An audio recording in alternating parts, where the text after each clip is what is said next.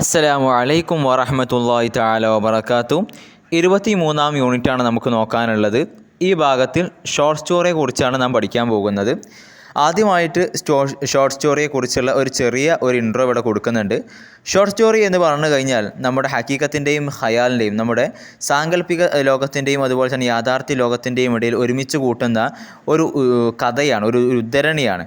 അതിനെ 15 മിനിറ്റ് കൊണ്ടോ അല്ലെങ്കിൽ 45 മിനിറ്റ് കൊണ്ടൊക്കെ നമുക്ക് വായിച്ചു തീർക്കാൻ കഴിയും. അത് വളരെ ഇൻട്രസ്റ്റിംഗ് ആയിരിക്കും. അതേപോലെ നമുക്ക് കൂടുതൽ എൻ്റർടൈൻമെൻറ്റ് നൽകുന്നതായിരിക്കാം. വളരെ കാലങ്ങൾക്ക് മുമ്പ് തന്നെ അറബി ഗദ്യരൂപത്തിലുള്ള ഷോർട്ട് സ്റ്റോറി വളരെയധികം പോപ്പുലറായിരുന്നു. അറബികൾ അതിനെ നേരത്തെ അറിഞ്ഞിട്ടുണ്ട്. അതേപോലെ തന്നെ അറബികളുടെ കാര്യത്തിൽ നമ്മുടെ ഈ പഴമൊഴി, അതേപോലെ തന്നെ പഴഞ്ചൊല്ലുകൾ, അതുപോലെ തന്നെ ഷോർട്ട് സ്റ്റോറികളും ഉണ്ടായിരുന്നു. പിന്നീട് അടുത്ത പാരഗ്രാഫിൽ പറയുന്നത് ഷോർട്ട് സ്റ്റോറി എന്നുള്ളത് ഗദ്യരചനകളുടെ കൂട്ടത്തിൽപ്പെട്ട ഒരു രചനയാണ്. അത് മനുഷ്യൻ്റെ സാങ്കല്പികമായിട്ടുള്ള ഒരു തലത്തിൽ വളരെയധികം സ്വാധീനം ചെലുത്തുന്നുണ്ട്. അതേപോലെ തന്നെ മനുഷ്യൻ്റെ നാച്ചുറലായിട്ടുള്ള ആവശ്യകതകൾ അത് പൂർത്തീകരിച്ച് നൽകുന്നുണ്ട്. അത് ആത്മീയമായിട്ടുള്ള, വൈകാരികമായിട്ടുള്ള, സാമൂഹികമായിട്ടുള്ള മനുഷ്യൻ്റെ ആവശ്യങ്ങളെ ഇത് പൂർത്തീകരിച്ച് നൽകുന്നുണ്ട്. അതേപോലെ തന്നെ നമ്മൾ മനുഷ്യന്മാരെല്ലാവരും നമ്മുടെ സാധാരണ ജീവിതത്തിൽ മറ്റുള്ളവരോട് ചില കാര്യങ്ങളൊക്കെ പറഞ്ഞു കൊടുക്കാറുണ്ട്. അതേപോലെ തന്നെ മറ്റുള്ളവർ പറയുന്ന ചില കഥകളൊക്കെ നമ്മൾ കേൾക്കാറുമുണ്ട്. ഇതിൻ്റെയൊക്കെ ലക്ഷ്യം എന്താണ്?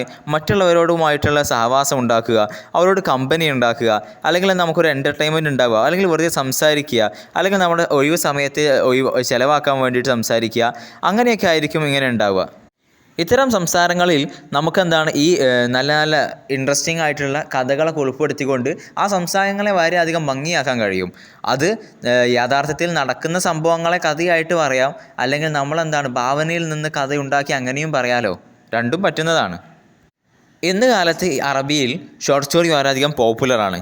എന്നാൽ ഇത് അറബിയിൽ തുടങ്ങുന്നതും അതേപോലെ തന്നെ അത് വികസിക്കുന്നതൊക്കെ അറബികൾ വെസ്റ്റേൺ ലോകവുമായിട്ട് കൂടുതൽ ബന്ധപ്പെടാൻ തുടങ്ങുമ്പോഴാണ്. അപ്പോൾ വെസ്റ്റിൽ നിന്നാണ് ഈ ഷോർട്ട് സ്റ്റോറിയൊക്കെ അറബിയിലേക്ക് വരുന്നത്. പിന്നീട് അറബി സാഹിത്യം അതിൻ്റേതായ രീതിയിൽ ഇതിനെ കൂടുതൽ ഡെവലപ്പ് ചെയ്യുകയും കാര്യങ്ങളൊക്കെ ചെയ്തിട്ടുണ്ട്. അതേപോലെ തന്നെ സാമൂഹികമായിട്ടുള്ള, ഭൗതികമായിട്ടുള്ള ഒരു ലോകത്ത് അവരുടേതായിട്ടുള്ളൊരു ഐഡൻറ്റിറ്റി അറബി സാഹിത്യം ഉണ്ടാക്കിയിട്ടുണ്ട്. അതുപോലെ തന്നെ അന്ന് കാലത്തുണ്ടായിരുന്ന ഈ വെസ്റ്റിൽ നിന്നുണ്ടായിരുന്ന ചെറുകഥകളൊക്കെ, അത് ഫ്രഞ്ച് ഭാഷയിലുള്ളത്, അതേപോലെ തന്നെ ഇംഗ്ലീഷ് ഭാഷയിലുള്ളത്, അല്ലെങ്കിൽ റഷ്യൻ ഭാഷയിലുള്ളത്, ഇതൊക്കെ ട്രാൻസ്ലേറ്റ് ചെയ്തുകൊണ്ട് അതേപോലെ തന്നെ അതൊക്കെ പ്രിൻറ്റ് ചെയ്ത് കൊണ്ടുവരുന്നതിൽ ഈ പ്രിൻറ്റിനും വളരെയധികം പ്രാധാന്യമുണ്ട്. പിന്നീട് നോക്കാനുള്ളത് അനാസുൽ ഖിസത്തുൽ ഖസീറ, ഷോർട്ട് സ്റ്റോറിയുടെ എലമെൻറ്റ്സ് ആണ് നമുക്ക് നോക്കാനുള്ളത്. ആദ്യത്തേതായിട്ടുള്ളത് അൽ ഹദസ്, ഒരു കഥയാണ്. നമുക്കറിയാം ഈ കഥ എന്ന് പറഞ്ഞു കഴിഞ്ഞാൽ, ഈ ഷോർട്ട് സ്റ്റോറി എന്നൊക്കെ പറഞ്ഞു കഴിഞ്ഞാൽ അത് നമ്മൾ പറയുന്ന കുറച്ച് വാർത്തകളാണ്. ഒരു കഥ പറയുക എന്ന് പറഞ്ഞു കഴിഞ്ഞാൽ കുറച്ച് കാര്യങ്ങൾ ഇങ്ങനെ പറയലാണല്ലോ. പക്ഷേ നമ്മുടെ മുമ്പിലുള്ള എല്ലാ വാർത്തകളെയും നമുക്ക് പറഞ്ഞു കഴിഞ്ഞാൽ അതൊരു കഥയാവില്ല. അപ്പോൾ കഥ എന്ന് പറഞ്ഞു കഴിഞ്ഞാൽ കുറച്ച് വാർത്തകളാണ്. പക്ഷേ നമ്മുടെ അടുക്കലുള്ള എല്ലാ വാർത്തകളും എന്തല്ല, കഥയല്ല.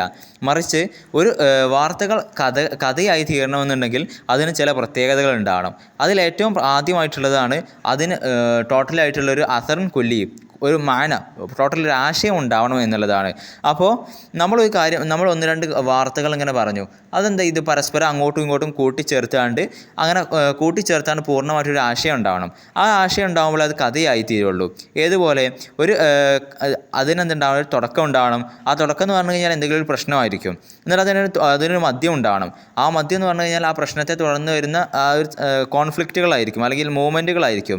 അതേപോലെ തന്നെ അതിന് അവസാനം ഉണ്ടായിരിക്കണം. ആ അവസാനം എന്തായിരിക്കും, ഈ കഥയുടെ പരിസമാപ്തിയായിരിക്കും. ഈ കഥയിലുള്ള പ്രശ്നത്തിൻ്റെ പരിഹാരമായിരിക്കും.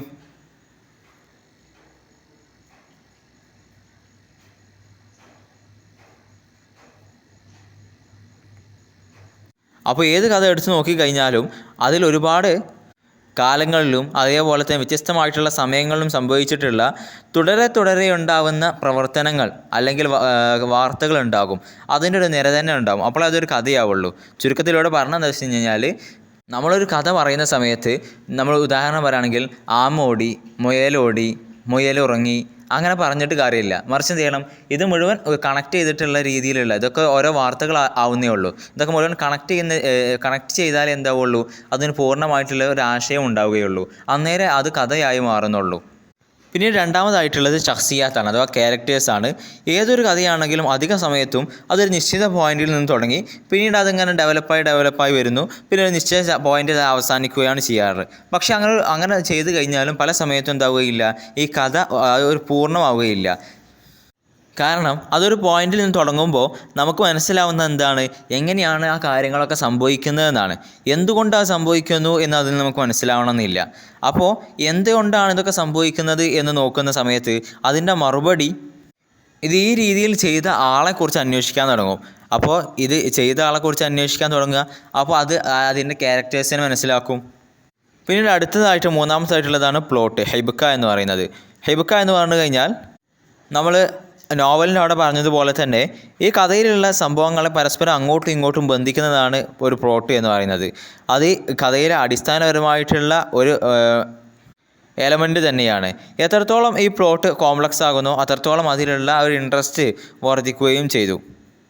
പിന്നെ ഹിബ്ക എന്ന് പറഞ്ഞു കഴിഞ്ഞാൽ 3-4 വിധമുണ്ട്. ഒന്നാമത് ഹിബക്കത്തുൽ മുത്തവാസിനയുണ്ട്, ഹിബക്കത്തുൽ മഖ്ലൂബയുണ്ട്, ഹിബക്കത്തുൽ നാസിലയുണ്ട്, ഹിബക്കത്തുൽ സ്വായിദയുണ്ട്, ഹിബക്കത്തുൽ നാജിഹ ഉണ്ട്, നാജിഹത്ത് ഫി നിഹായ. ഇങ്ങനെ പലതരത്തിലുള്ള ഹിബ്കകളുണ്ട്. നാലാമതായിട്ടുള്ളതാണ് ഭാഷയും അതിൻ്റെ ശൈലിയും. ഒരു കഥ എന്ന് പറഞ്ഞു കഴിഞ്ഞാൽ അതിൽ ഭാഷയും അതേപോലെ തന്നെ കുറച്ച് വസ്ഫവും അതേപോലെ സംഭാഷണങ്ങളൊക്കെ കൂടിയിട്ടുള്ളതാണ് ഒരു കഥ എന്ന് പറഞ്ഞു കഴിഞ്ഞാൽ. അപ്പോൾ ആ ഒരു കഥയെ അതിലുള്ള ഹദസിനെ ചിത്രീകരിക്കാനും അതേപോലെ തന്നെ അതിലുള്ള സംഭവങ്ങളൊക്കെ ഡെവലപ്പ് ചെയ്യാനും എത്രത്തോളം ഈ വായിക്കുന്ന ആളുകൾക്ക് അതിനെ പിക്ചറൈസ് ചെയ്യാൻ കഴിയും, അതിനെ മനസ്സിൽ ചിത്രീകരിക്കാൻ കഴിയും. അതേപോലെ തന്നെ അതിന് പ്രത്യേകമായിട്ടുള്ളൊരു പേഴ്സണാലിറ്റി ഉള്ളതുപോലെ അതിനെ വേർതിരിച്ച് മനസ്സിലാക്കാൻ കഴിയും. ആ രീതിയിൽ എന്താണ് അതിനെ കഥ കേൾക്കുന്ന ആളുകൾക്ക് അല്ലെങ്കിൽ വായിക്കുന്ന ആളുകൾക്ക് മനസ്സിലാക്കാൻ കഴിയുന്ന രീതിയിൽ ആക്കി മാറ്റുന്നത് അതിൻ്റെ ഭാഷയും ശൈലിയും തന്നെയാണ്. അങ്ങനെ ഇരിക്കുമ്പോൾ ഈ റീഡറുടെ, ഈ വായിക്കുന്ന ഓഡിയൻസിൻ്റെ ശ്രദ്ധ കൊണ്ടുവരാൻ വേണ്ടിയിട്ട് ഇദ്ദേഹം പ്ലോട്ടിൽ എന്ത് ചെയ്യണം, വളരെ കോംപ്ലക്സ് ആയിട്ടുള്ള കാര്യങ്ങളൊക്കെ ഈ കാത്തിബ് കൊണ്ടുവരേണ്ടി വരും. അഞ്ചാമതായിട്ടുള്ള എലമെൻ്റാണ് ലഹദത്തു തൻവീർ, അഥവാ ഇതിൻ്റെ ഒരു ക്ലൈമാക്സ്. ആ ക്ലൈമാക്സിൽ ഇതുവരെ ഉണ്ടായിരുന്ന പ്രശ്നങ്ങളൊക്കെ എന്ത് ചെയ്യണം, ചെയ്യണം. ഒരു ചെറുകഥ എന്ന് പറയുമ്പോൾ, ഒരു കഥ എന്ന് പറയുമ്പോൾ ഒരാളുടെ ജീവിതത്തിൽ അല്ലെങ്കിൽ ഒരു കൂട്ടം ആളുകളുടെ ജീവിതത്തിലുള്ള ഏതെങ്കിലും ഒരു സ്പെസിഫിക് ആയിട്ടുള്ള ഒരു സംഭവത്തെക്കുറിച്ചായിരിക്കും പറയുക. അല്ലാതെ ഈ നോവൽ കാണുന്നത് പോലെ ഒരു കാര്യത്തിൻ്റെ വ്യത്യസ്ത തലങ്ങളെ അത് നോക്കുകയില്ല. ഒരു കാര്യത്തിൻ്റെ, ഒരു മുഅയ്യനായിട്ടുള്ള കാര്യത്തിൻ്റെ ഒരൊറ്റ വശത്തിലൂടെ മാത്രമേ ഈ കഥയിലൂടെ നമ്മൾ സഞ്ചരിക്കാറുള്ളൂ. ഒരാളുടെ ജീവിതം മുഴുവൻ എഴുതാനൊന്നും ഒരു കഥ നമ്മൾ ഉപയോഗിക്കാറില്ല. അതുകൊണ്ട് തന്നെ കഥയിൽ ഈ ക്ലൈമാക്സിന് വളരെയധികം പ്രാധാന്യമുണ്ട്. അവിടെയാണ് നമ്മൾ ഇതുവരെ ആ കഥയിൽ പറഞ്ഞിട്ടുള്ള ഒരുപാട് സംഭവങ്ങളുടെ എല്ലാ നൂലുകളും കൂട്ടിമുട്ടുന്നത് അവിടെ വെച്ചാണ്. അഥവാ കുറച്ച് ഹദസുകൾ കൂടിയിട്ടാണല്ലോ ഒരു കഥ ഉണ്ടാവുക. അപ്പോൾ ആ സംഭവങ്ങൾ കൂടിയിട്ടാണ് കഥ ഉണ്ടാവുക. അപ്പോൾ ആ സംഭവങ്ങളൊക്കെ ഒരുമിച്ച് കൂട്ടുന്നത് അതിൻ്റെ ക്ലൈമാക്സിലായിരിക്കും. അപ്പോൾ ആ ഒരു ക്ലൈമാക്സിൽ വെച്ചാണ് എന്താണോ ഈ എഴുതുന്ന ആൾ ഈ വായിക്കുന്ന ആൾക്ക് പറഞ്ഞു കൊടുക്കാൻ ഉദ്ദേശിക്കുന്നത്, എന്താണ് ഈ കഥയിലൂടെ അയാൾ ഉദ്ദേശിക്കുന്നത്, ആ ഉദ്ദേശം അവിടെ വെച്ചാണ്, ആ ക്ലൈമാക്സിൽ വെച്ചാണ് മനസ്സിലാവുക. അതുകൊണ്ടാണ് അതിനെന്ത് പറയുന്നത്, ലഹദത്തു തൻവീർ എന്ന് പറയുന്നത്. പിന്നെ അവിടെ കുറച്ച് പ്രധാനപ്പെട്ട പ്രൊമിനൻ്റ് ആയിട്ടുള്ള കുറച്ച് ഷോർട്ട് സ്റ്റോറി റൈറ്റേഴ്സിന് കൊടുത്തിട്ടുണ്ട്. അതിൽ 1-2 ആൾക്കാരുടെ പേര് നമുക്ക് പഠിച്ചു വെക്കാം. ഒന്ന് മുഹമ്മദ് തൈമൂർ. അദ്ദേഹം ഇതേപോലെയുള്ള ഒരു മിസ്രി ആയിട്ടുള്ള ഒരു ഷായറാണ്. 1921 മുതൽ 21 വരെയാണ് അദ്ദേഹം ജീവിച്ചത്. 1892 അദ്ദേഹം ജനിക്കുന്നത്. അതേപോലെ തന്നെ മറ്റൊരു വ്യക്തിത്വമാണ് യൂസുഫ് ഇദ്രീസ്. പിന്നെ അതേപോലെ തന്നെ ഒസാൻ കംഫാനി, മഹ്മൂദ് തോഹിർ ലാഷിൻ. ഇങ്ങനെ ഒരു 3-4 ആളുകളുടെ പേര് നമ്മൾ പഠിച്ചു വെക്കുക. ഇൻഷാ അല്ലാഹ് അടുത്ത ഭാഗത്തിൽ മുഹമ്മദ് തൈമൂറിനെ കുറിച്ചാണ് നമുക്ക് പഠിക്കാനുള്ളത്.